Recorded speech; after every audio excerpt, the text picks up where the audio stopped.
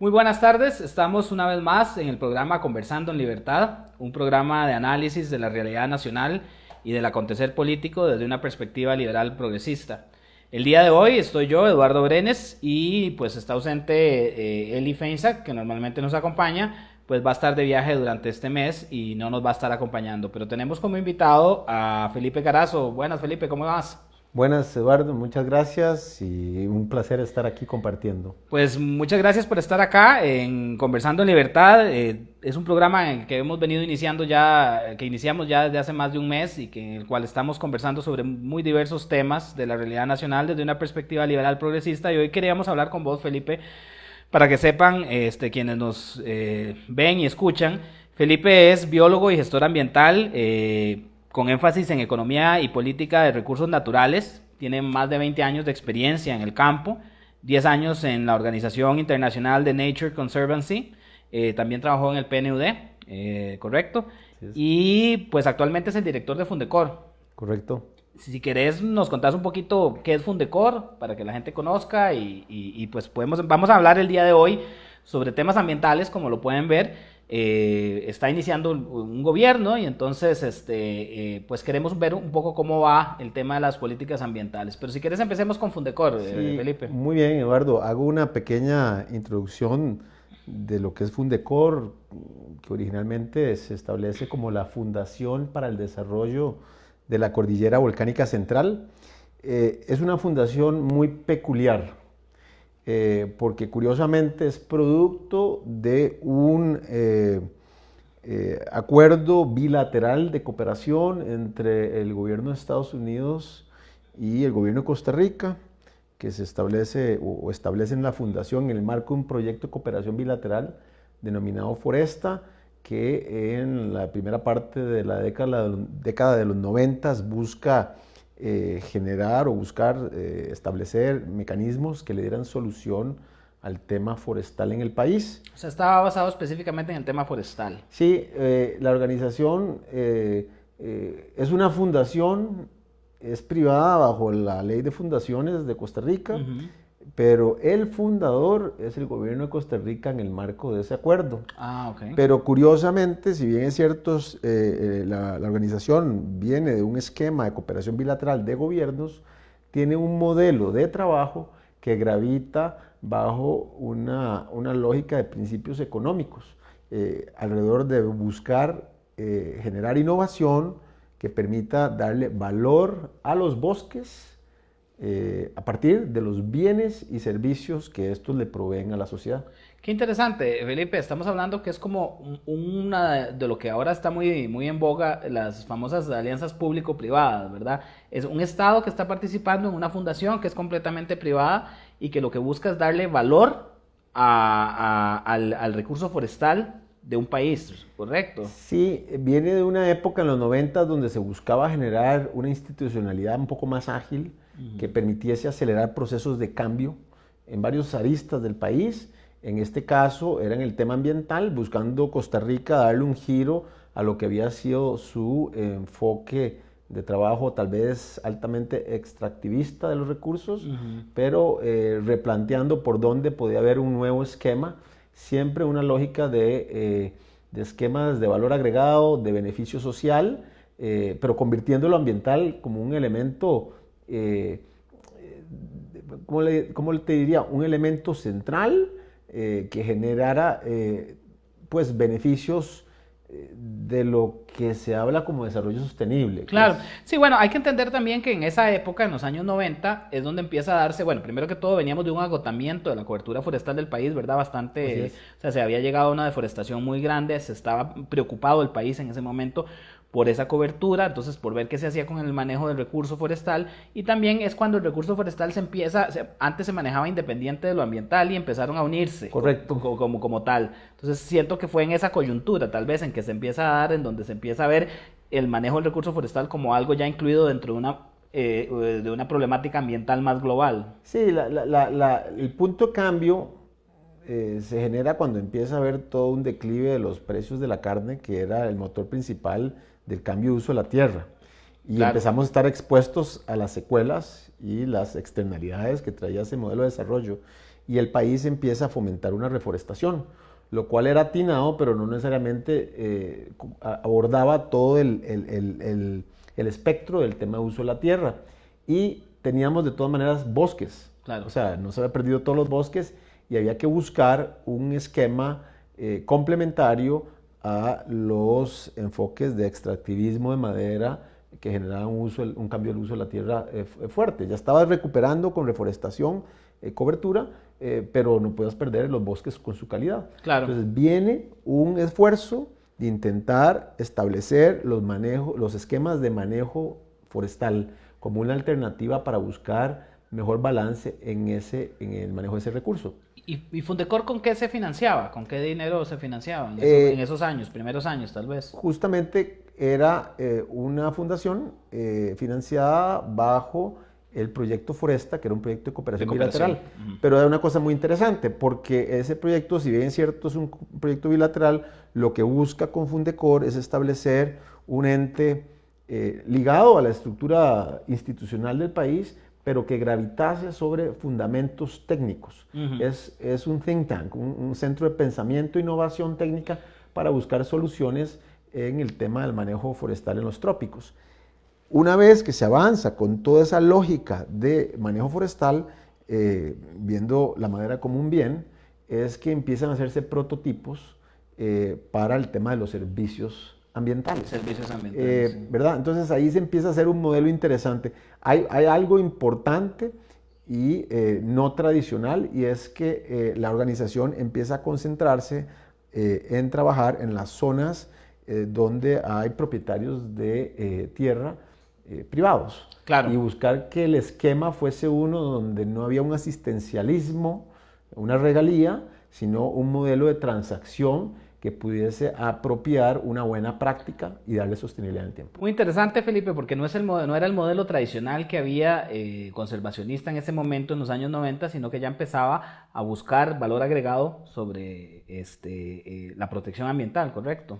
Sí, inclusive creo que hay que rescatar un elemento que a veces lo perdemos de vista, y es, no estaba alimentado en defender una posición u otra. Claro. No, aquí lo que se buscó es cómo lograr esquemas donde la información pudiera dar base a la solución. Claro.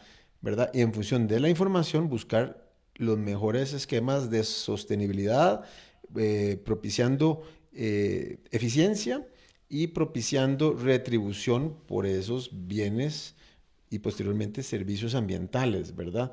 No hay una diferencia en el enfoque de si usted era pequeño productor o grande productor o dueño de la tierra o no, el eje es el bien y el servicio ambiental. ¿Cómo hacemos que como sociedad podamos tener el mejor beneficio de su adecuado manejo?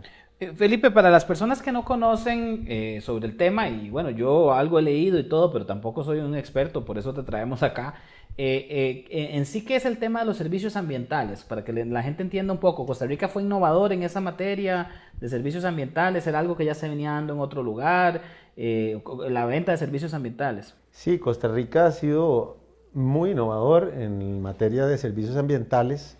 Empezó muy temprano a darle cabeza a cómo generar esquemas de transacción que reconocieran o que generaran una retribución por esos servicios, construyendo ese modelo de abajo hacia arriba que tenían el terreno. Claro, todos los esquemas de métrica que se habían desarrollado o que se estaban desarrollando en temas de manejo forestal sostenible permitieron montar un esquema de transacción para el tema de servicio ambiental. Nosotros en Fundecor hablamos del concepto de familia cliente.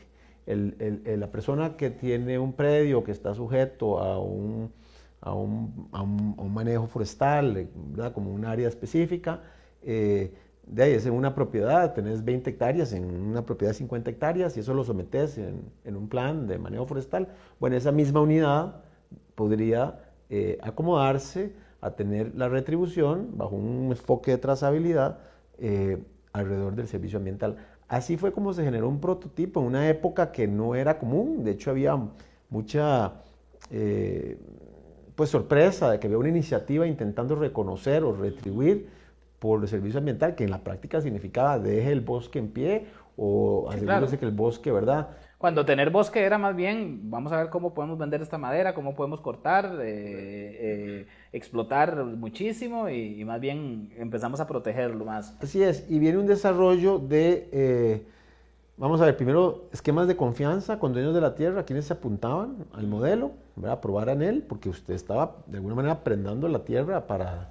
Sí, se estaba obligando a no tocar el bosque, que era lo que usted consideraba que era el valor de su tierra, que era suyo, era propiedad privada, y se estaba comprometiendo a no tocarlo por un tiempo. Que eso era el proceso de diseño del instrumento, porque tenías que garantizar que si había una retribución, ese beneficio se mantuviese en el tiempo, Claro. por un periodo de 5 o 10 años. Sí, un esquema de negocio, ¿verdad? Que le fuera a servir a él a largo plazo porque de eso vivía la persona. O sea, que era lo que hacía que conservar ese bosque fuera mejor que talarlo y meterle algún cultivo de algo, por ejemplo. Correcto, por eso es que, bueno, todo ese conocimiento, tanto de manejo de silvicultura, y, o sea, bienes y servicios, se trajo a escala, también de manera innovadora, en el marco de la ley 7575, ley forestal del 96, que por supuesto probablemente hoy en día tenemos que reevaluar y refrescar y buscar construir y crecer hacia adelante.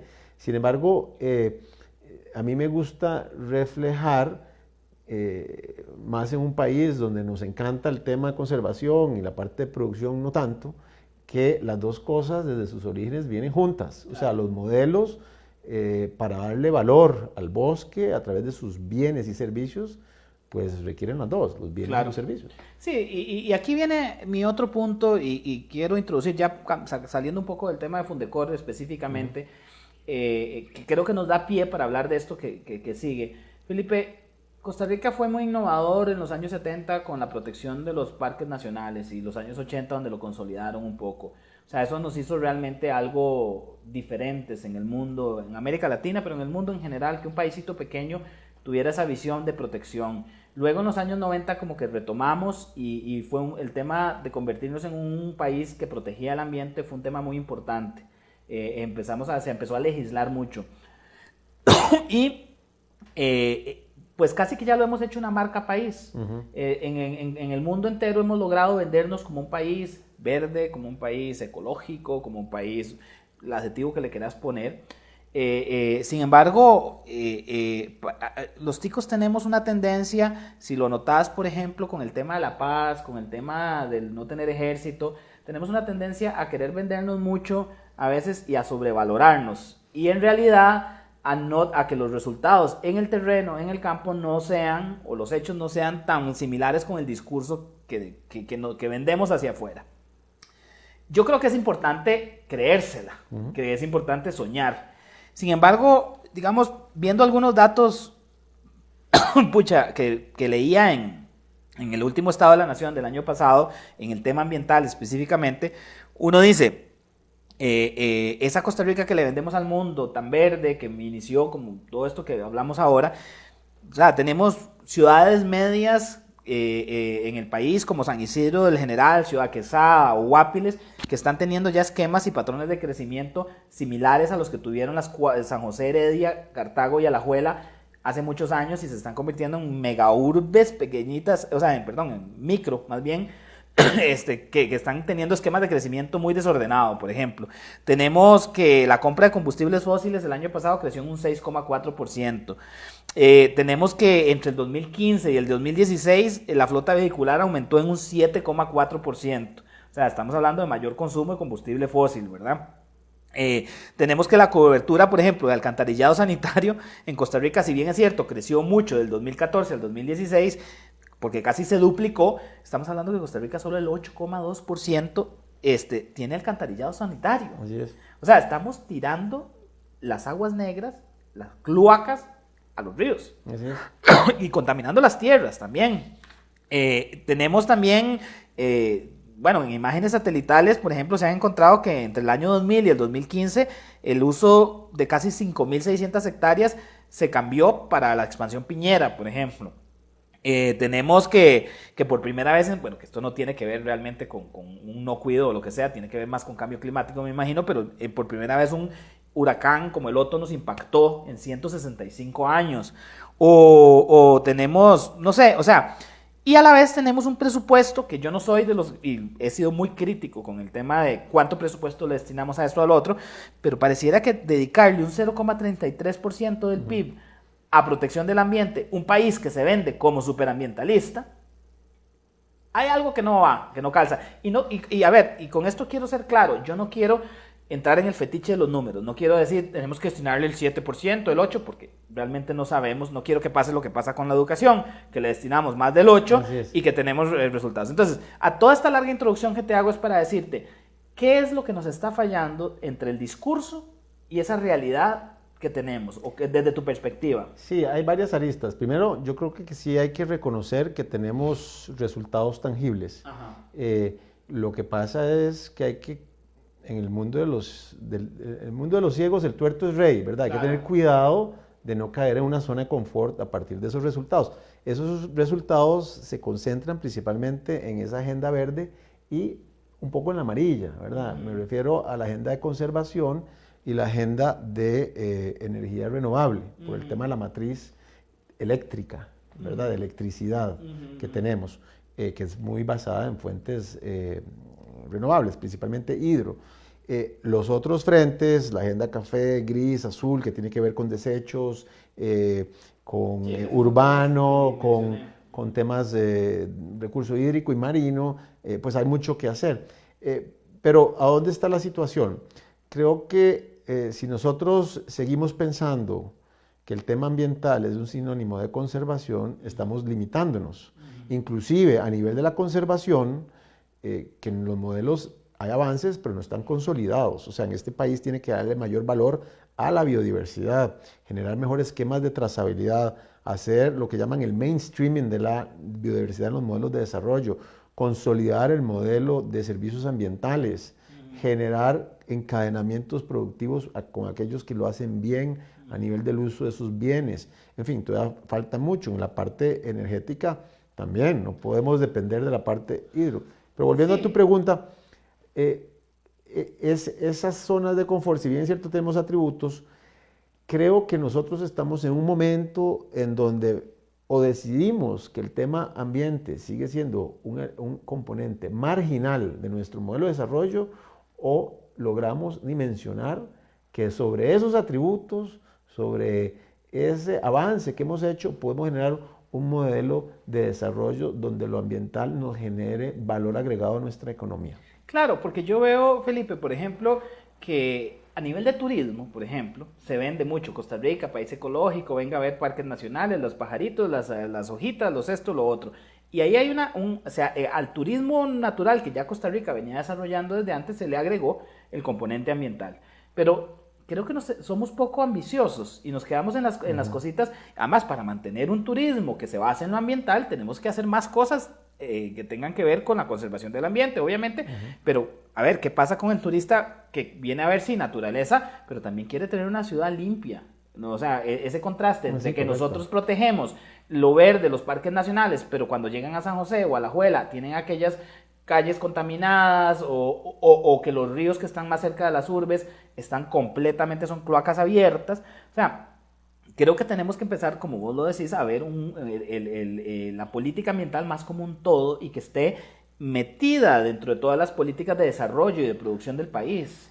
Y siento que eso es lo que, o sea, y quiero preguntarte, vos que sos experto en el área, a ver, ¿qué tanto trabajamos por ocurrencias? ¿Qué tanto trabajamos por un plan en sí que tenemos como país? ¿O no nos hemos sentado como país a planificar eso? Yo creo que ni una ni otra, ni somos profundos en la planificación, y creo que no estamos con un resultado de ocurrencias, estamos con un resultado de golpes de timón visionarios en momentos oportunos. Entonces, ¿cómo ahora con todos esos avances oportunos podemos generar un planteamiento ahora sí? Lo que pasa es que hay que entender, por ejemplo, si vos agarras un Ministerio de Ambiente, que me acabas de mencionar el presupuesto, la mitad de las dinámicas de permisos de este país pasan por el Ministerio de Ambiente. Bueno, ahí tenés una llave. Sí, claro. Ahí tenés una llave. Entonces, y no es un tema nada más de cuál es tu planteamiento, cuál es tu eficiencia. Porque dejemos de ver esto como una polarización, sino cómo logramos tener mecanismos eficientes para hacer la gestión ambiental. Sí. No un tema de sí o no, si sí o no, con los permisos o no. ¿Cómo logramos? Para esto viene un tema que Costa Rica puede aportar mucho, o tiene otro frente, que es el tema de la tecnología, el tema de la métrica, la capacidad de su población de generar instrumentos que puedan ayudarnos a tener mejor certeza en la gestión. ¿Verdad? El uso sostenible del recurso.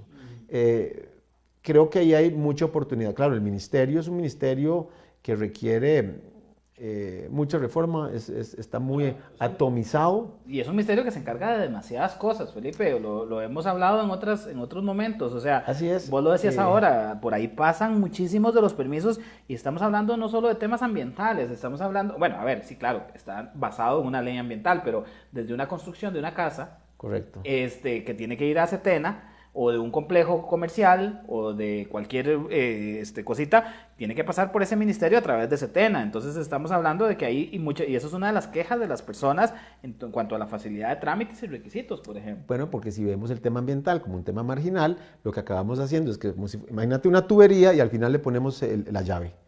Entonces depende de la llave o no, pero la lógica de cómo se diseñó esa tubería no contemplaba los principios de la llave, que es el razonamiento. Bueno, tal vez mejora la fuente de donde viene ese recurso hídrico para esa tubería. Bueno, lo mismo con este tema de políticas. Si estamos haciendo un desarrollo de vivienda, de planeamiento, de ordenamiento territorial, de inclusive esquemas económicos y productivos, donde entra la variable ambiental en ese proceso de desarrollo.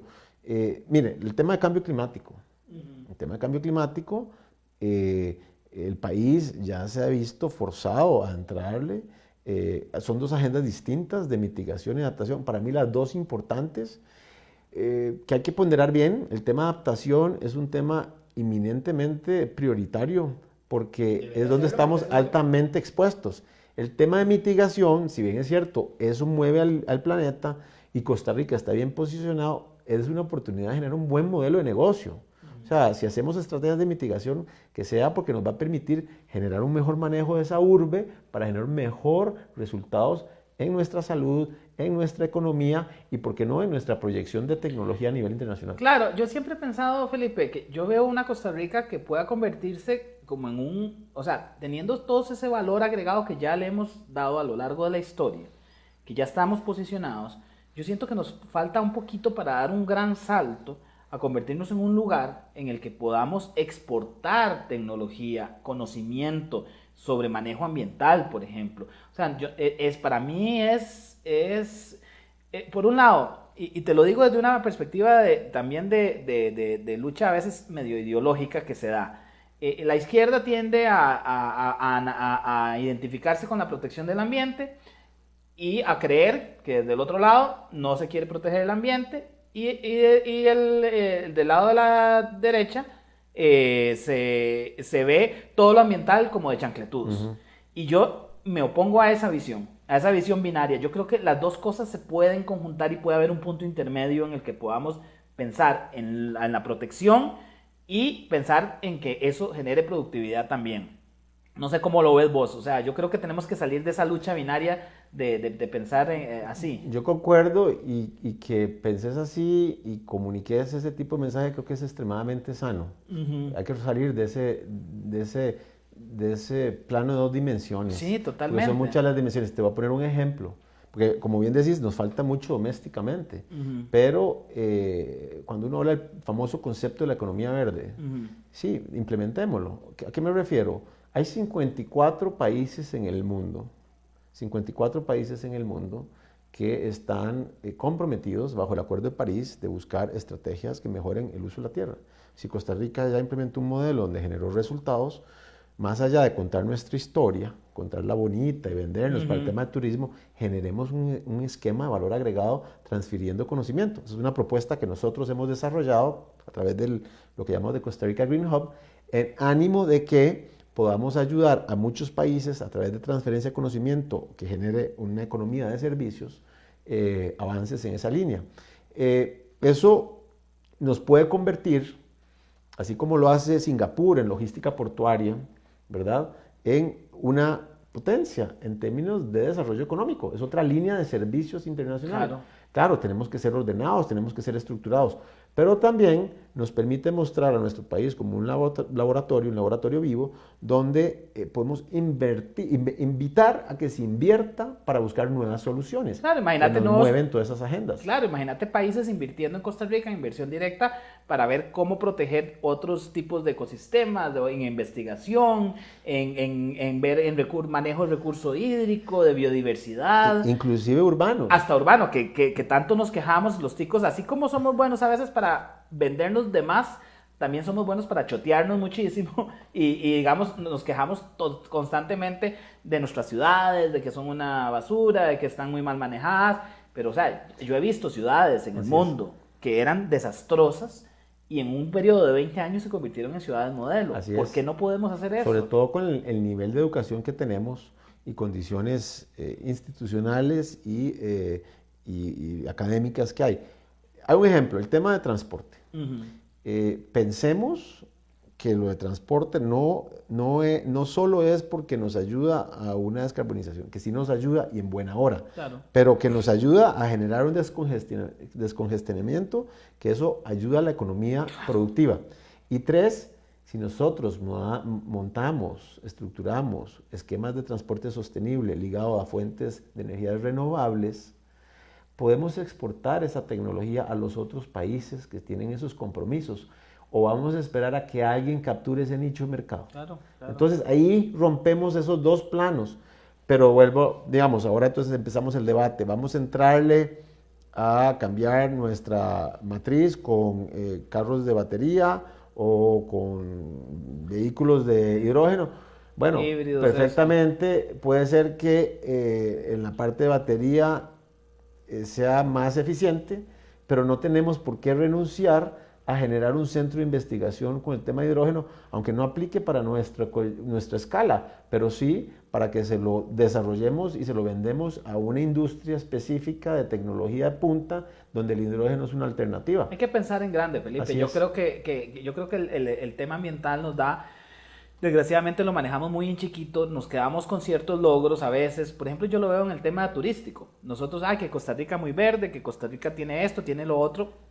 Pero en los últimos años hemos empezado a ver competencia de países, por ejemplo en la misma Centroamérica, que ofrecen cosas a veces similares, mucho más baratas que nosotros, o una Colombia que estamos viendo que está saliendo ahorita de años de guerrilla, de narcotráfico, que ahora la paz los va a estabilizar y los va a tirar para arriba, y Colombia, la oferta verde, por ejemplo, de turismo puede ser muy similar a la costarricense y nos puede quitar un montón de... Tenemos todavía la ventaja comparativa de la estabilidad y que todavía Colombia se asocia, pero ahí hay una trampa, es lo que vos bien decís. Si no hay un planteamiento estructural, nos quedamos en la superficie con acciones puntuales que nos dan la impresión de que estamos alcanzando resultados, pero no necesariamente estamos yendo profundo. Te pongo un ejemplo. A punta de, que los aplaudo, pero de esfuerzos voluntarios de empresas que buscan ser carbono neutral, no vamos a lograr la descarbonización. No, probablemente hay que generar metas sectoriales. Claro, esas metas sectoriales requieren negociaciones difíciles con sectores. Usted pone una meta sectorial para bajar la huella de carbono en ese sector, tiene que negociar. ¿Y cómo le doy valor agregado? Bueno, ahí es donde viene el encadenamiento con la economía verde del mundo. Pues tienes que hacer un planteamiento de valor para poder avanzar esa agenda. Sí, que la gente sienta que de algo le sirve llegar a esas metas. Ahora, yo también veo un poquito, y a mí me molesta, y lo he dicho públicamente, Felipe, el tema de esa política. Yo sé que en política los gestos son importantes. Eso estoy convencido. O sea, todos en política cuando participamos es importante dar gestos porque es una forma de educar también. Así es. Y es una forma de decir esto me importa. Pero cuando los gestos se convierten en lo único que se hace, o sea, yo veo, por ejemplo, el día del traspaso de poderes, y a mí yo veía una contradicción muy grande. Por ejemplo, yo veía al presidente montado en un bus de hidrógeno y feliz y vendiéndole al mundo que Costa Rica, invirtiendo en el hidrógeno, en esto, en lo otro. Y por otro lado decía yo, es el mismo gobierno del presidente Alvarado el que no pudo llegar a la sectorización del transporte público, por ejemplo. Sí. Y o sea, el que echó para atrás, echó a un viceministro que estaba llevando las cosas adelante y le puso freno al asunto, y el que además extendió los contratos con todas las autobuseras siendo tan importante en este momento. Entonces yo digo, ¿de qué sí nos sirve, Felipe, tanto gesto si las cosas no se están dando? Sí, si no caemos en contradicciones. Yo creo que acuerdo con vos, los gestos son apropiados en momentos apropiados. Probablemente en el contexto de un día que es para eso, para el simbolismo, en buena hora mandamos esos mensajes, pero después de un día vienen 100. Ojalá en esos 100 podamos trazar las líneas de un planteamiento de política pública que nos pueda orientar hacia los modelos de transformación que se requieren, porque si no nos vamos a quedar pegados con la idea de que en este país se anda en buses de hidrógeno y no, o no es cierto. de que se anda en bicicleta, y no es cierto. Exacto. Pero sí tenemos todo el potencial, que eso sí requiere.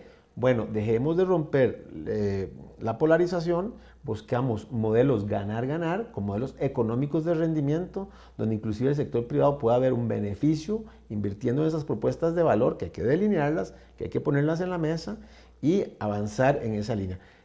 Si volvemos esto un debate ideológico, volvemos al tema de Fundecor al inicio. Si es una ideología, si yo le ayudaba al pequeño, el mediano productor, me quedo estancado. Aquí es cómo le ayudo al país a generar un modelo de desarrollo vanguardista, donde el tema ambiental no es el único, pero es uno de los elementos que genera valor agregado. Fundamental, claro. Eso es lo que tenemos que empujar y que hay que generar condiciones habilitadoras para que ocurra. Pero entonces, por ejemplo, un tema como el tema de cambio climático no es un tema ambiental, es un tema de desarrollo. Tráigalo al Consejo Social y Económico, no lo limite al Consejo Ambiental, porque si no, ¿cómo va a articular con los otros frentes con los cuales puede hacer las negociaciones de valor? Porque si no, entonces volvemos a lo mismo. Acabamos poniendo la barra muy alta, la expectativa, pero manejado todo con la política de un ministerio que no tiene el brazo ni el músculo para moverla.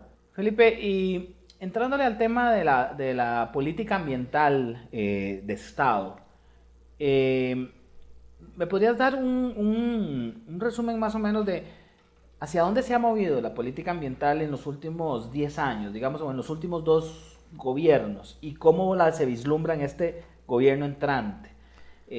¿Ha habido o hubo un cambio mucho entre el periodo de liberación de los 8 años que estuvieron ellos y estos primeros 4 años del PAC? ¿Cómo se vislumbra ahora estos otros 4 años, que no necesariamente digamos que va a estar en manos del PAC porque su ministro no viene del PAC sino del PUSC, pero digamos que obviamente va a tratar de darle alguna continuidad? ¿Cómo ves vos la política ambiental de Costa Rica en esta última década?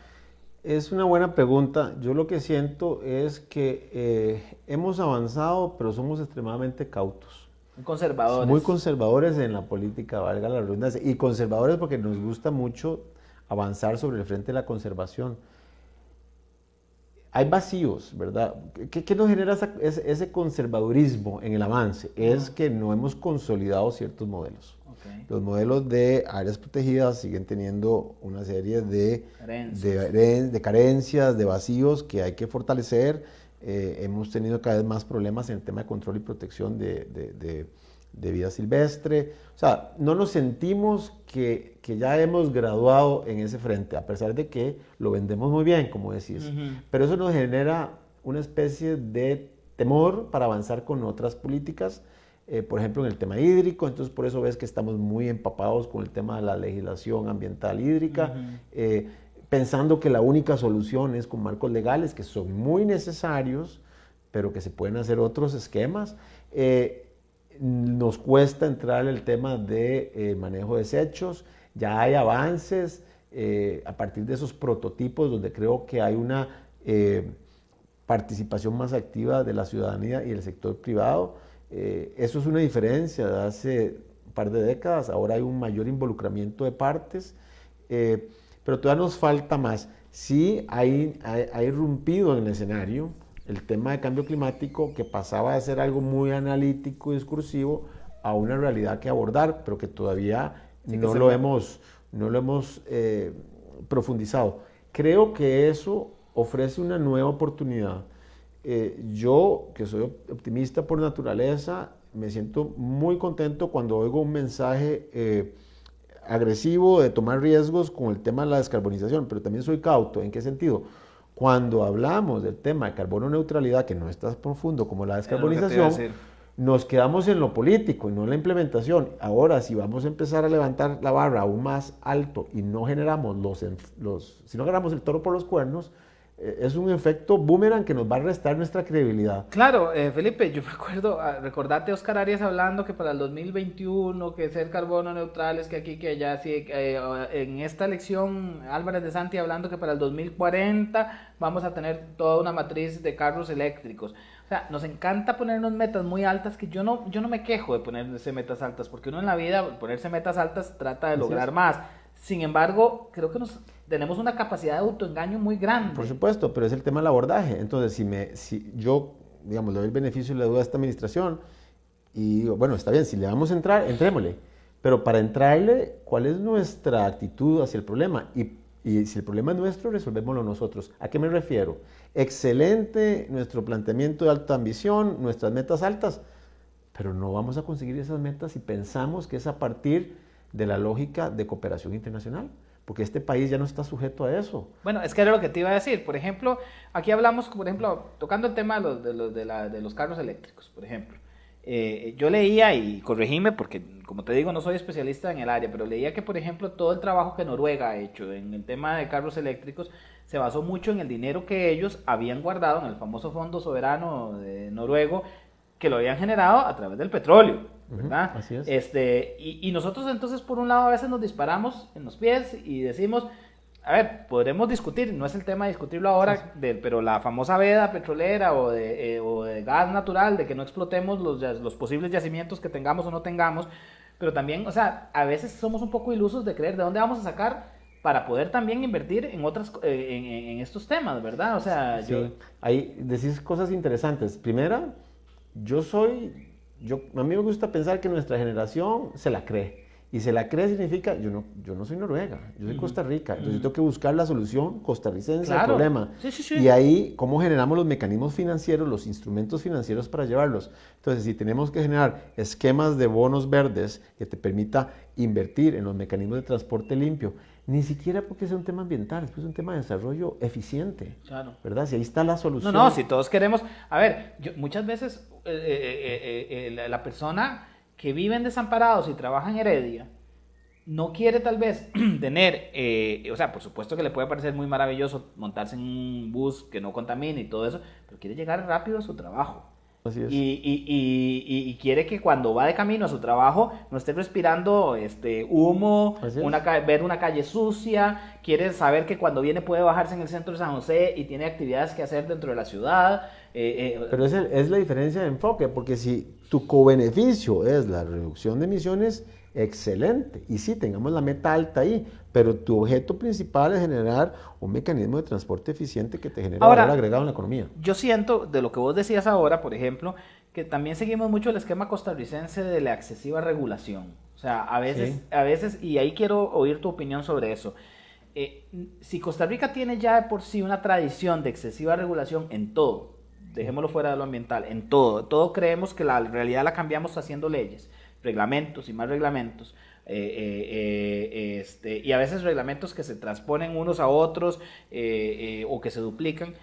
Me imagino que en el tema ambiental, y eso ha sido una de las razones por las cuales desde el liberalismo se ha sido siempre un poco más cauteloso con el tema ambiental, poniéndole un nombre, y que casualmente nosotros desde el Partido Liberal Progresista hemos querido ir cambiando esa visión, es de creer que también la protección y todo el tema ambiental se puede dar sin excesiva regulación, o la regulación necesaria, porque entendamos una cosa, que a veces es una concepción errónea desde afuera hacia el liberalismo. El liberalismo no está en contra de que exista el Estado y que el Estado regule, es sencillamente que lo haga de una manera eficiente y de la forma más pequeña. Bueno, vos dijiste la palabra, para mí hay tres conceptos que son eficiencia, transparencia y trazabilidad. Si vos lográs construir a través de esos tres elementos, ahí verás a dónde tenés, según el tipo de recurso o no, tener que aplicar legislación o no. Claro. Entonces, es un tema de eficiencias y es un país que requiere eficiencias para tener los resultados en función de las metas ambientales, sociales y económicas. Vos puedes hacer esquemas de métrica para poder avanzar en esa dirección. ¿Cuánta legislación ocupas o no? Eso se verá. Lo que pasa es que hay que medir, porque si no estamos entrabados y llenos de controles, o estamos liberados generando externalidades. Entonces, romper ese enfoque de dos dimensiones es necesario, ¿verdad? Vivimos en esa constante lucha. Bueno, aquí viene un tema de transversalización, modelos de economía verde, negocios de eficiencia, y por eso los números son importantes. Estamos en un modelo país que lo que nos regula es la ley. Algún esquema de control, de alguna gestión de un recurso, por ejemplo, un plan de manejo forestal, en una condición específica, hemos hecho un sistema donde se chequea la fórmula, si se cumple o no con la ley, y se pone en segundo plano el criterio profesional, el cual por supuesto hay que fiscalizar para que sea eficiente y no sea de dudosa precedencia, pero podemos empoderar el conocimiento que tenemos para que, como cualquier doctor en un caso específico, diga, aquí tengo que hacer esto, X o Y maniobra. Y velo vos, por ejemplo, en el tema regulatorio también y de trabas que hablábamos ahora. Al final ay, qué maravilla tener una CETENA para controlar todo el desarrollo y que se cumpla con una serie de requisitos. Al final terminamos teniendo una institución súper entrabada en donde priva el cumplir con requisitos de papel, en donde presénteme el plan de manejo ambiental o de gestión ambiental y ya con eso usted me cumplió. Nadie verifica después si se cumplió o no se cumplió, o hay una verificación muy laxa en ese sentido. Tenemos llenos de requisitos y más requisitos y más requisitos, y al final creamos también una clase de personas que se dedican a vender servicios sobre eso. Sí, tenemos todas las economías informales asociadas. Exacto. Que son hasta perversas y que les gusta que haya hasta reglamentos excesivos. Claro, porque ellos son los que pueden desentrabar ese reglamento excesivo y solo ellos saben y solo ellos descubren pero eso. entonces estamos siendo altamente ineficientes como país. Entonces es un tema de eficiencias y es un tema de valor agregado. Claro. Entonces yo creo que esos son dos pilares sobre los cuales se puede desarrollar los esquemas en temas de gestión de recursos naturales y temas ambientales. Por supuesto, ahí viene a dónde necesitas intervención o no. Eso es un proceso. No hay una solución mágica, pero hay que cambiar la lógica de pensamiento. ¿Por qué? Porque si no, Costa Rica no va a capitalizar en lo bueno que ha hecho y no va a resolver lo que no ha hecho, ¿verdad? Y lo que no ha hecho, si capitalizamos en lo bueno que hemos hecho, generamos economía verde asociada que puede posicionarnos a nivel internacional, darnos fuerza. Bueno, si aún así no logramos eso y no solventemos lo que no hemos hecho, nos vamos a tragar una serie de problemas estructurales grandes. Sí. O sea, lo vimos con las tormentas como Nate, estamos altamente vulnerables, lo vemos en la gestión del agua, con los altos índices de contaminación que afectan esquemas de producción en amplios frentes. Mira, la matriz energética misma, por ejemplo, digamos, yo a veces me pregunto tanto, digamos, celo, por ejemplo, con el tema de la energía geotérmica, por ejemplo, que si entonces porque nuestros volcanes que están en zonas protegidas, entonces si no se puede explotar más, o si hasta aquí, o si hasta allá. A veces yo veo una contradicción en los sectores que quieren conservar, de que quieren conservar, pero no quieren tampoco ver de qué manera hacen que esa conservación genere para poder seguir teniendo esta Costa Rica que queremos. O sea, es que no es barato tampoco tener una Costa Rica que proteja, que tenga servicios de transporte de primer mundo. O sea, digo yo, eso también tenemos que generarlo de algún lado. Por supuesto. Y yo creo que la conservación es importante, es relevante, es un atributo nuestro. Pero, de nuevo, si nos quedamos en eso, vemos el tema ambiental, lo reducimos a lo que puede ser y lo limitamos a un tema complementario. Y estamos entregando a que el modelo de desarrollo gire alrededor de dinámicas que pueden traer muchas externalidades. Pero para poder cambiar ese otro modelo, no se trata de transversalizar una lógica de proteccionismo absoluto. No, por supuesto que no. No. Se trata de justamente entender que el tema ambiental puede ser una variable diferenciadora de nuestro modelo de desarrollo. Mira, Felipe, este es un tema impresionante porque toca muchos lados, ¿verdad? Y la verdad es que ya tenemos más o menos que ir cerrando el programa, que normalmente dura 1 hora, y me encantaría que podamos invitarte luego, y ya cuando esté Eli podamos seguir hablando ya sobre temas más específicos, pero creo Sí. que aquí se tocan muchos temas. A ver, y lo decías vos cuando hablabas de que por el MINAE pasan muchas cosas. Estamos hablando de energía, por ejemplo. Estamos hablando de conservacionismo, estamos hablando de manejo de Así desechos, es. estamos hablando de gestión de riesgo. O sea, son muchísimas las aristas y a veces vemos eso como el área ambiental de un gobierno y todo eso, pero lo vemos independiente del área productiva Así es. también. Y ahí es donde yo creo que habría que entrarle. Si yo te preguntara, y ya para ir finalizando, ¿cuáles son los grandes retos que en este momento tiene Costa Rica desde una perspectiva de políticas ambientales? Y hacia dónde tenemos que caminar desde tu perspectiva, una perspectiva subjetiva tuya, de dónde vos crees que tenemos que entrarle para poder dar ese gran paso que no hemos dado y que seguimos como... Y a ver, no, yo no le echo la culpa solo al tema ambiental, creo que no hemos dado el gran paso en muchas otras áreas. Sí, En sí. educación seguimos patinando en lo mismo, en el área de salud seguimos viviendo de glorias pasadas, y hemos llegado a un punto como país, a un punto de inflexión en donde estamos como enclochados, como embarrialados, tratando de salir de ese atolladero. Pero ¿cuál sería tu visión específicamente en la política ambiental? Para mí es perder el miedo. Ujú, ¿Y a qué? El miedo, normalmente el tema ambiental en Costa Rica es como una combinación del cielo y el infierno. ujú. Nos encanta hacia afuera, somos doña toda, ¿verdad? Nos vendemos, nos cubrimos la espalda entre todos, somos muy sexy. Y hacia adentro somos muy críticos y todo está mal y hace falta, no se puede tocar esto y no se puede tocar lo otro y es todo el tema de los permisos. No, esas dos cosas hay que calibrarlas, hay que calibrar esa proyección internacional siendo un poco más estratégicos Ujú. y más de sobrevenderse, busquemos alianzas, capturemos inversión, generemos modelos de negocio de nuevo porque no estamos sujetos a cooperación internacional. Perdón, eso te iba a decir, por ejemplo, que Procomer, por ejemplo, Así es.